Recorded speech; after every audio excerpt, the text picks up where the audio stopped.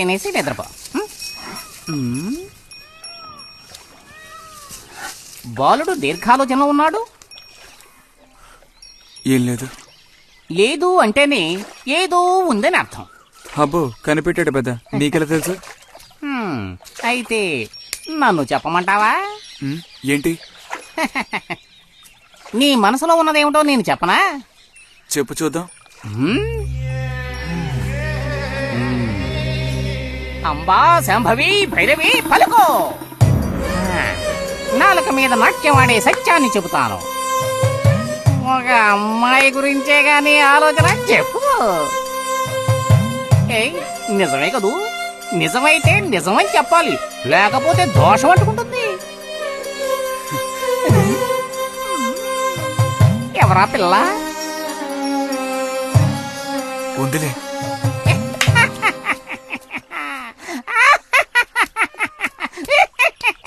పిల్లకి పేరు ఊరు లేదా బాలక? ఆ వివరాలు నీకెందుకు, ఒక పిల్ల అంతే. పోనీ ఏదైనా ఒక ఆనవాలు? చెప్పను. సరే వద్దులే. తను ఎక్కడుంటుందో చెబుతావా? ఇక్కడే ఈ ఊరే. లేతదా లేక ముదురా? కొంచెం ముదిరే. అప్పుడైతే సమస్య క్లిష్టమైనదే. లొంగట్లేదు కదూ?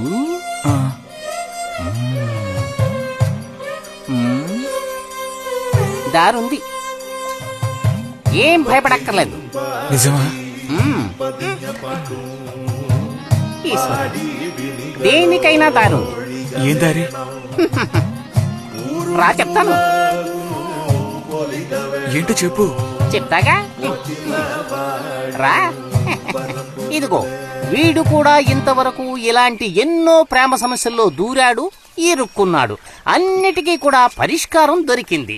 అమ్మవారికి దండం పెట్టుకుని 10 రూపాయలు పెట్టుకోనాయనా. 10 లేదా? 2 ఉందా? పర్లేదు పెట్టుకో. వశీకరణ ఓం ఫట్ స్వాహా.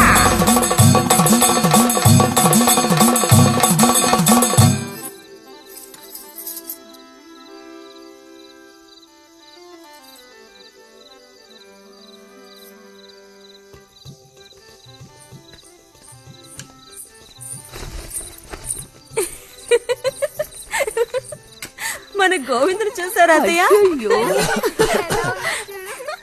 ఏమిటే మీ వారింకా విదేశాల్లోనే ఉన్నారా? చాలేరా నటన.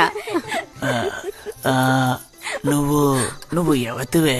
మన నారాయణమ్మ? అవును తాత.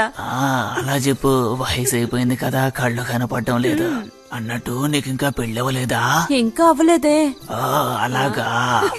అయితే నువ్వు ఒక పని చేయి. ఖాళీ సమయాల్లో మా ఇంటికి వచ్చావంటే ఓ చక్కటి కుర్రాన్ని నేను వెతికి పెడతాను. ఏమంటావు మరి? ఈ యాక్టింగ్ కాస్త స్టేజ్ మీద చూపించు. అక్కడికి వెళ్ళి అందరిని చూసి కళ్ళు తిరిగి పడిపోకుండా ఉండు. ఎవరు కళ్ళు తిరిగి పడతారో అది చూద్దాంలే. రతి రా, మనం వెళ్ళి అక్కడ కూర్చుందాం. పదమ్మా. బుజ్జి, ఫ్లాస్క్ తేవడం మర్చిపోకు. అలాగే. పద.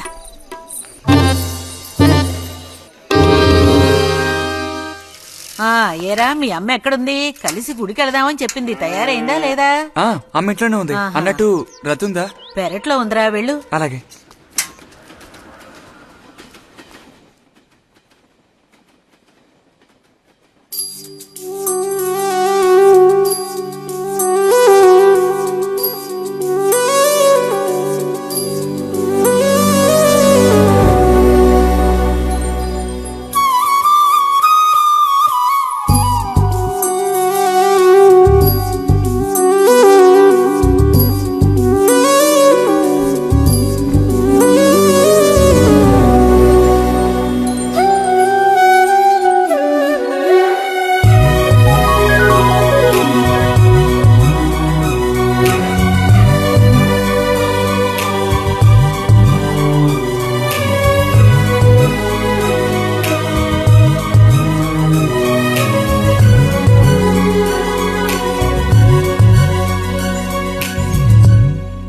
రతి, వీక్లీ పుస్తకాలు తీసుకొచ్చాను.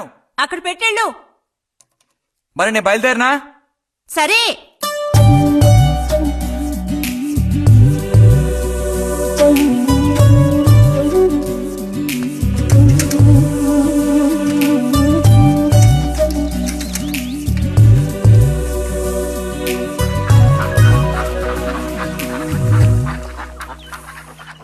పిలిచిన చోటుకొస్తుంది.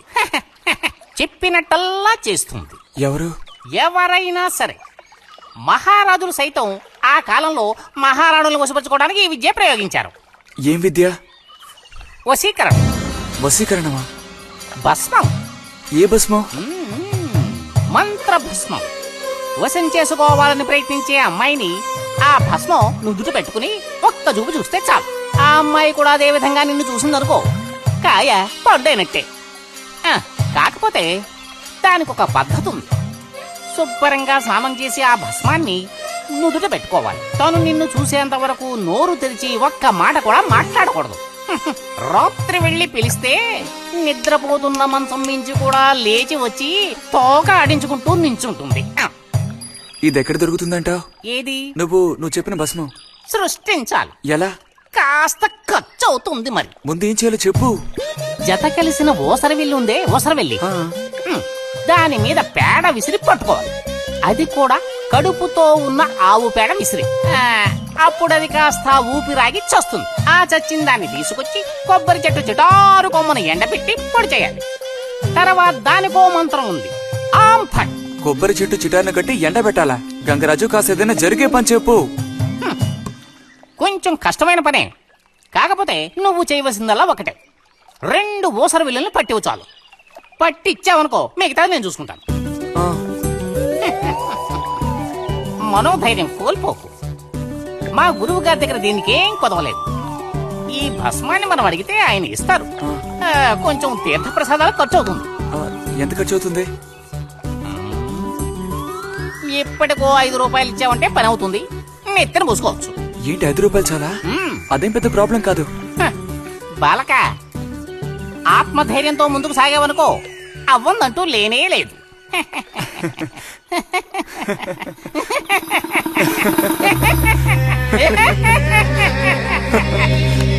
ఓం ఫట్ స్వాహ.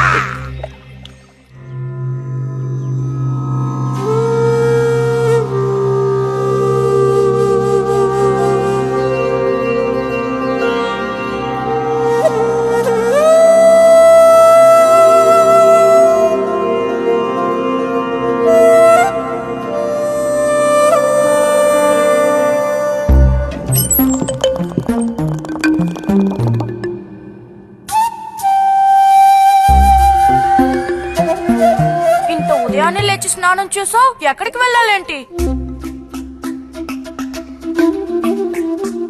ఏంటి స్పెషల్ గా విభూతి పెట్టావు? ఏంటి విశేషం? నువ్వు పోరా.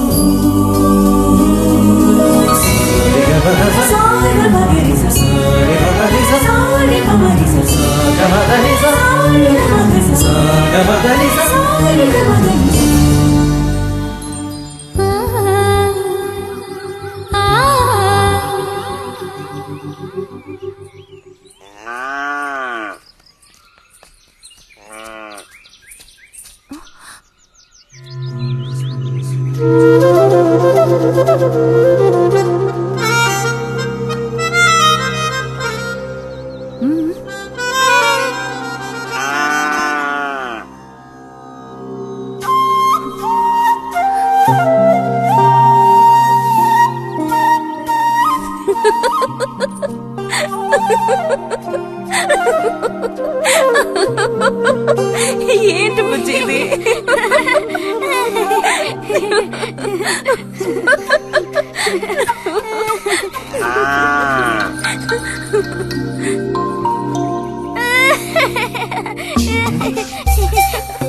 ఆగు, ఆగమంటుంటే, ఆగు. రే నిన్నెవరు ఇక్కడికి రమ్మంది? నిన్ను నీకు ఇప్పుడే అమ్మాయి కావాల్సి వచ్చిందా? చెప్పు.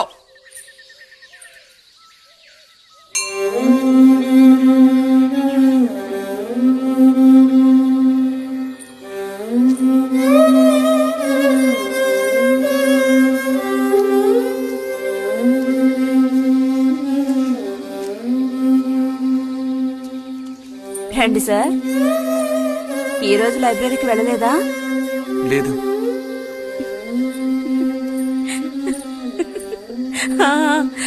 ఆ రోజేంటి పెద్ద విభూతి పెట్టుకుని తపస్సు చేస్తూ కూర్చున్నావు? ఆ రోజు అడగాలనుకున్నాను, దేనికోసం తపస్సు చేస్తున్నావా అని. వశీకరించడానికి. ఎవరిని ఎవరిని వశీకరణ చేసుకోవడానికి? నిన్ను రతే.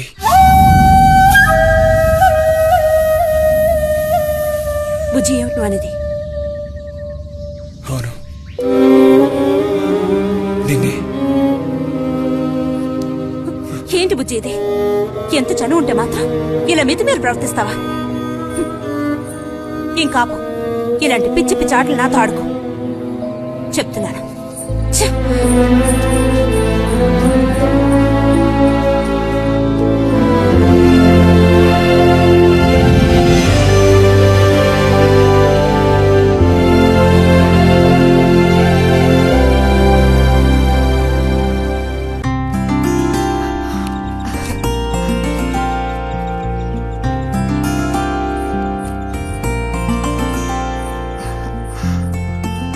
ఎప్పుడొస్తున్నారంట? వచ్చే వారం వస్తున్నారట. ఉత్తరం చదువుతుంటే అమ్మాయి మొహంలో సంతోషం చూసినప్పుడే నాకు అర్థమైపోయింది. సరే గాని కృష్ణారావు ఎప్పుడు వస్తున్నట్టు రాశాడేమిటి? తారీఖే రాయలేదు. ఇక్కడ వదినకి స్కూల్లో లీవ్లు ఇచ్చిన తర్వాత అక్కడ అన్ని ఊళ్ళో ఒక్కడు ఉండగలడా ఏంటి? ఓ మిలిటరీ వాళ్ళు చేసుకుంటే ఆ బాధ ఏమిటో అప్పుడు నీకు తెలుస్తుంది. ఇగో నన్ను అడిగితే మాత్రం మిలిటరీ వాళ్ళు పెళ్లి చేసుకోకూడదు. పాపం వాడు కాపరం చేసేది 2 నెలలే, మిగతా 10 నెలలు ఆ తీపి జ్ఞాపకాలతో గడపాల్సిందే. అందుకే పాప ఆయన పెళ్లి చేసుకోకుండానే ఉండిపోయినట్టున్నారు. బాగా చెప్పావు. నీకో సంగతి తెలుసా?